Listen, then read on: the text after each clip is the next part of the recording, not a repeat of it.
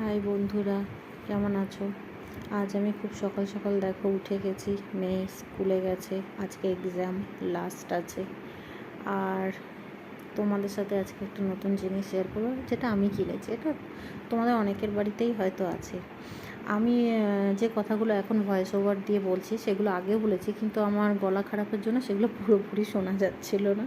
তার জন্য আমাকে আবার সেকেন্ড টাইম ভয়েস ওভার দিতে হলো। নইলে ভেবেছিলাম আজকে আর এতটা খাটাখাটনি করবো না, একেবারে ভিডিও অন করেই হয়ে যাবে। এখানে দেখো জামা কাপড় আমি মেশিনে দিয়ে দিয়েছি, ও তো চলছে। ওর আওয়াজে অন্য কোনো আওয়াজ এদিকে পাওয়া যাচ্ছে না।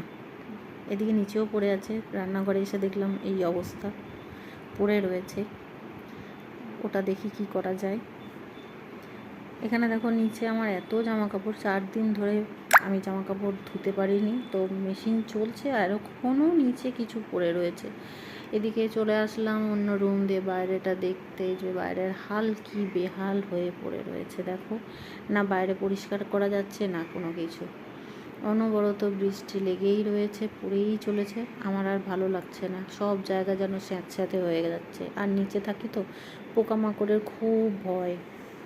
এদিকে আমার বাগানের অবস্থা দেখো কি হয়ে আছে, সব শ্যাওলা হয়ে গেছে। আমি তো গাছগুলোর কাছে যেতেই ভয় পাচ্ছি, কারণ কালো কালো ওই পোকাগুলো থাকে, কেন্নগুলো থাকে। আমার ওগুলো দেখলেই না একটু কেমন ভয় লাগে, মানে মনে হয় যেন কেমন একটা লাগছে। দেখো কেমন শ্যাওলা হয়ে গেছে। ভালো জায়গাগুলো পরিষ্কার করে রেখেছিলাম লোক দিয়ে, ঝাড়ুদারকে দিয়ে, কিন্তু এখন দেখছি আবার রোদ বেরোলে আমাকে নিজেকেই করতে হবে, কারণ ওকে তো আমি সবসময় পাবো না। হয় ওকে ফোন করতে হবে, ফোন করলেও পাওয়া যায় না টাইম মতো।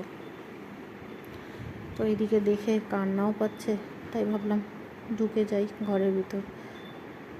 এদিকে আমি নিয়ে চলে এসেছি এই জিনিসটা। দেখো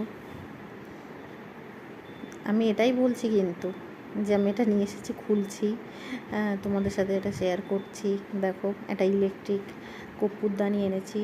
এই একটা ছোট কার্ড দিয়েছে, কার্ডটাকে দেখতে খুব সুন্দর লাগে। আর এই ধরনের কার্ড আমার খুব ভালো লাগে দেখতে, কেন জানি না, আমার জমিয়ে রাখতে ভালো লাগে।